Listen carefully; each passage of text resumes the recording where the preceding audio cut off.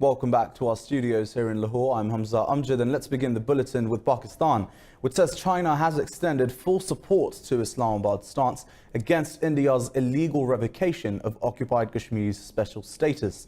Now, speaking to the press in Islamabad, Foreign Minister Shah Mahmood Qureshi said Beijing will support Pakistan's resolution against India in the UN Security Council. Qureshi said China and Pakistan have appointed focal persons to coordinate on the Kashmir issue. Foreign Minister Qureshi said occupied Kashmir has been under siege for 6 days. He ruled out any military option against India, but said New Delhi will get a befitting response in case of any misadventure. Meanwhile, Indian envoy to Pakistan Ajay Bisaria has left for India. Pakistan ordered the Indian High Commissioner to leave Islamabad after the National Security Committee decided to downgrade diplomatic ties with New Delhi.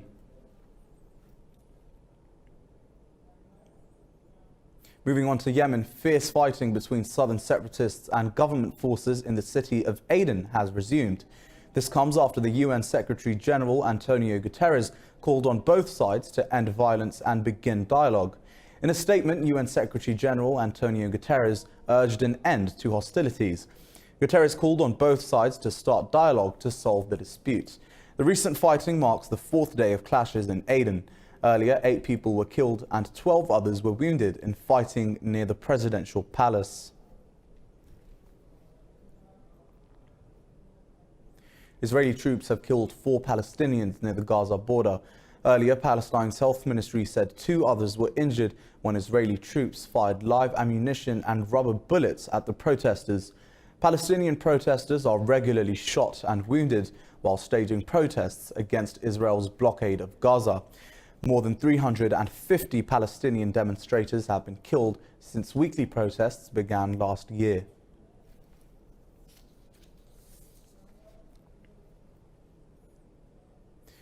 Let's talk about the monsoons now. The storms and their aftermath have killed 115 people in South Asia in the last 3 days. The southwestern Indian state of Kerala is the worst hit, with 42 people dying after 80 landslides hit the state in 2 days. Rescue officials say 24 died in the neighbouring state of Karnataka, while 29 others lost their lives in Maharashtra. Meanwhile, 11 people died in 2 separate incidents of wall and building collapses in India's western state of Gujarat. In Pakistan, 9 people have been killed in rain-related incidents across the country.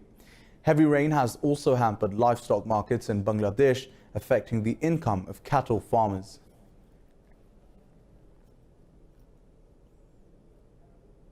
"18 people have been killed and 14 others missing in a landslide after Typhoon Lakima hit eastern China's Zhejiang province. Authorities have issued a high-level orange warning throughout the eastern region. Hundreds of flights and trains have been cancelled and 1 million people evacuated. Chinese state media says 3 million households have experienced a power blackout. Strong winds have destroyed 200 houses and over 66,000 hectares of farmland. 186 rescue teams, 36,000 firefighters and 8,400 fire engines have been assembled.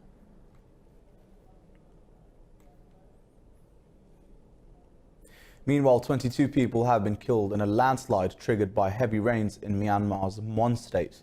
An official says a deluge of mud engulfed 16 homes and a monastery in the village of Tai Pyar Kone. He says dozens of others were injured in the incident. Floods have also forced tens of thousands of people to flee their homes across the country.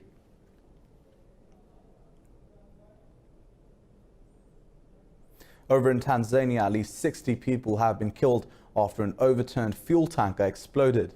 Local media reports say 65 others were injured in the incident. Officials say the victims died while siphoning fuel from the tanker some 200 kilometers west of Dar es Salaam. An eyewitness says many people who were not stealing fuel also died.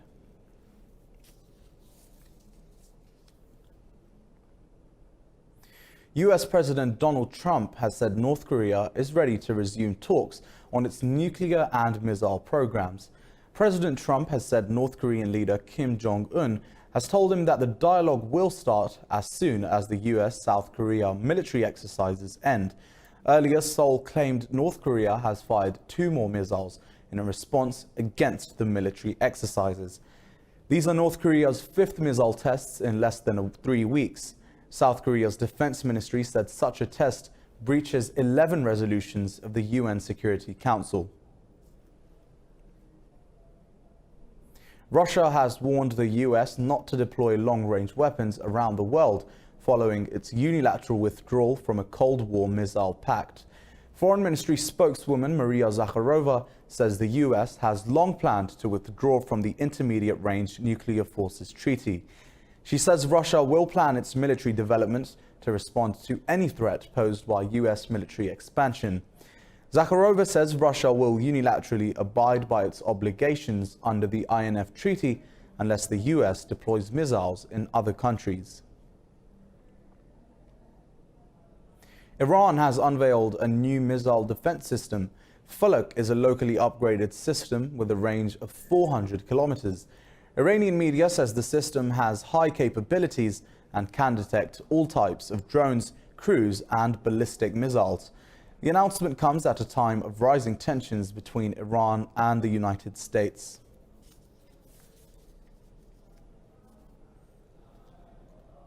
Libya's internationally recognized government and Khalifa Haftar's forces have accepted the UN's proposal for a ceasefire during the Eid al-Adha holidays. The government has declared a ban on ground clashes and airstrikes on humanitarian grounds. The ceasefire will remain in force until August the 13th. The Tripoli administration says the UN mission in Libya will monitor the truce. Khalifa Haftar's eastern forces have also halted military operations. Meanwhile, 2 people have been killed in a car explosion in Benghazi.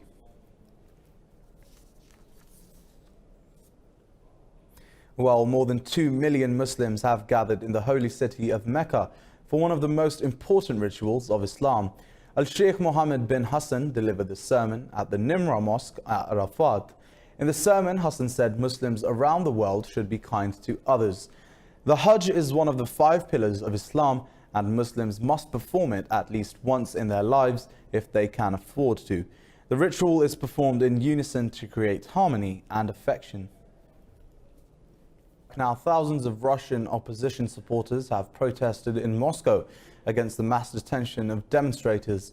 Police have detained opposition politician Lyubov Sobol ahead of the protests.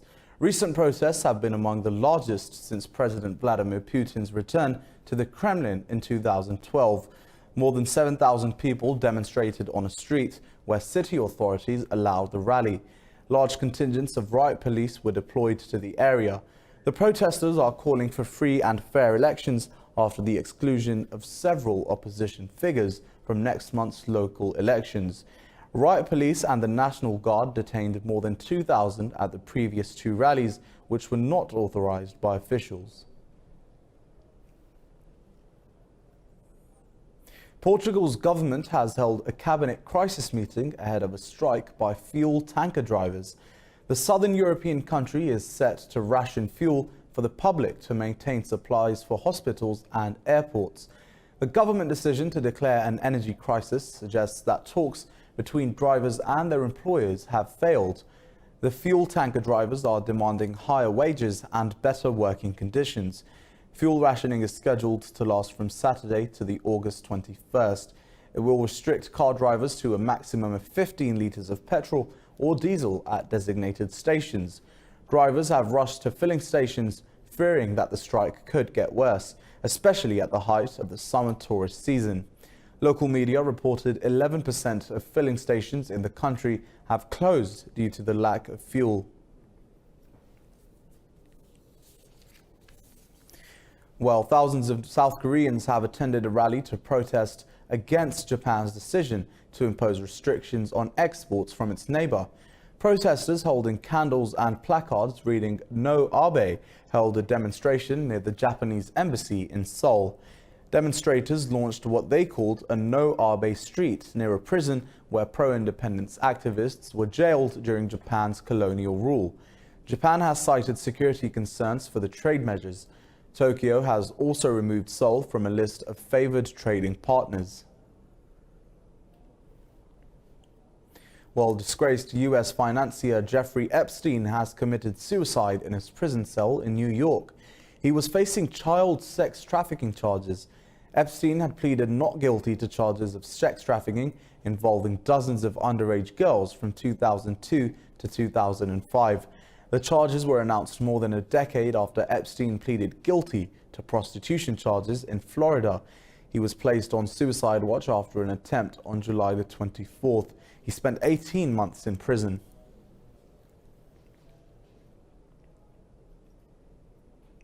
Veteran Hollywood star Richard Gere has helped feed 121 migrants who were rescued as they fled from Africa. He has called on the world to lend its support to the refugees whose future seems bleak in the murky Mediterranean. More in this report. On Friday, Richard Gere boarded the Open Arms rescue vessel, which has saved 121 lives. He also asked the international community to allow for a safe port where these people can be docked. Open Arms boat. I just arrived here from Lampedusa, and we brought as much water and as much food as we possibly can for everybody on the boat. I think there's about 140 people here, maybe 150. Yeah. Yes, from all over, with the crew also, from all over Africa. The crew is from all over the world also, mostly from Europe. Richard has appealed for donations for the Spanish NGO so it can continue rescuing migrants. The actor says this is a crucial time as charity rescue boats have largely disappeared from the Mediterranean. Spanish government spokeswoman Isabel Salah says the ship should land at the closest safe port. We're on two boats in the middle of the ocean. One of the boats was turned back and taken by the Libyan Navy. We don't know what happened to them. The two boats that were rescued here, probably all hands on board would have been lost. So the people that you see here on this boat, they're only here because of the donations to Open Arms, to the work that Open Arms does. And now the most important thing for these people here is to be able to get to a free port, be able to get off the boats, get on land and start a new life, be taken care of and make a life for themselves. So please support us here at Open Arms and help these people, my brothers and sisters. At a press conference on Saturday, Gere accused the Italian government of demonizing people. The migrants, who include 32 minors, were rescued on August 1st by the Barcelona-based charity. They were rescued 8 days ago and are still waiting for an international host. Well, at the time of the year when the world is fighting heat exhaustion, Australia is witnessing a cool breeze. Snow has blanketed parts of southeastern Australia as a cold front swept through to create a winter wonderland. Let's take a trip down under.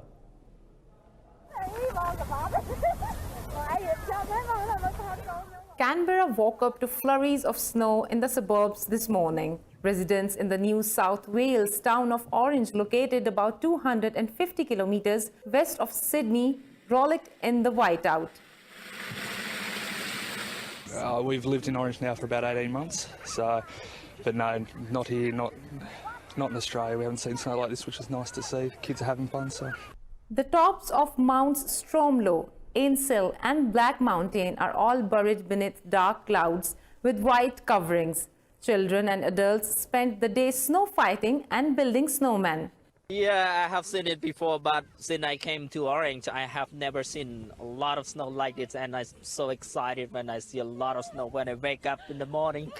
The Bureau of Meteorology has warned the weather conditions are likely to continue through the weekend.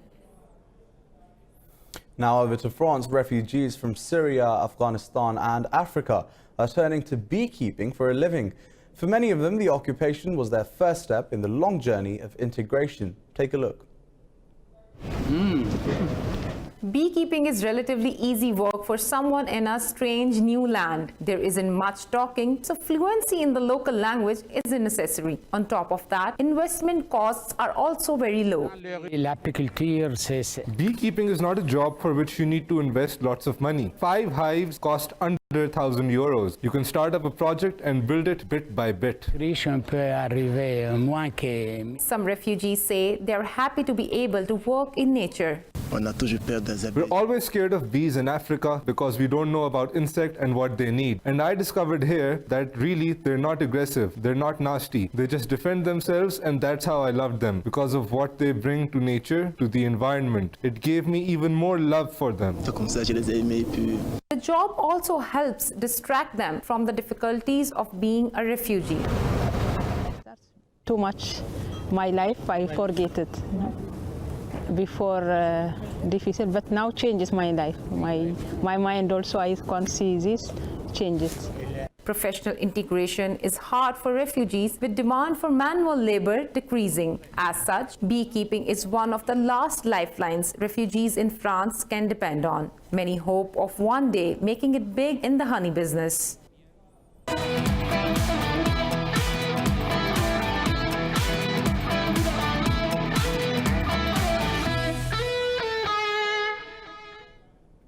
Welcome back. Now let's take a look at some sports news. In football, Raheem Sterling has scored a hat-trick as Manchester City beat West Ham United in the English Premier League. City thrashed West Ham 5-0 in the opener in an away fixture. Gabriel Jesus and Sergio Aguero also scored goals for the champions. The video assistant referee played a significant role for the first time in the Premier League. VAR was first called on when Gabriel Jesus appeared to have put City 3-0 up midway through the second half. The goal was disallowed because Sterling was fractionally offside in the build-up. The system then awarded the visitors a penalty retake after Sergio Aguero's tame effort was saved by Lucas Fabianski. The VAR ordered a successful retake for encroachment by Declan Rice.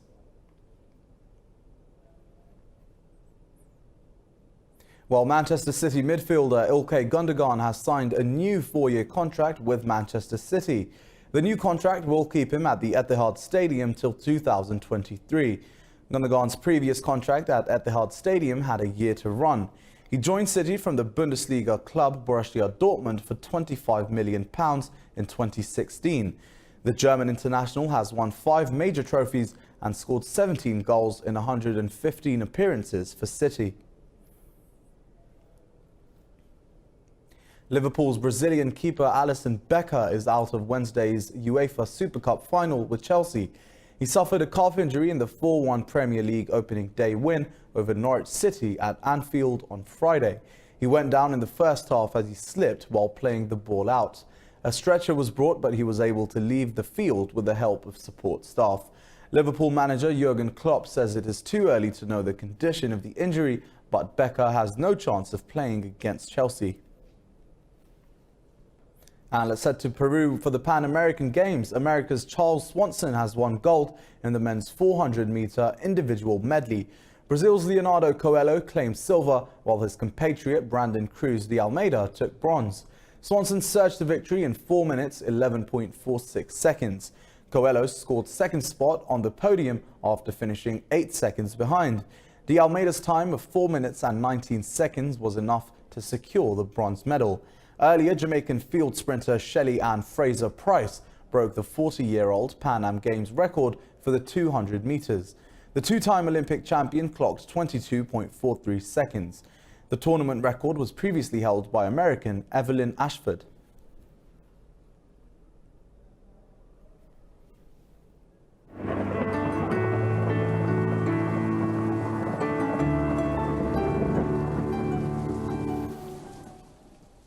Well, it's 30 degrees Celsius here in Lahore, but let's take a look at the weather around the world.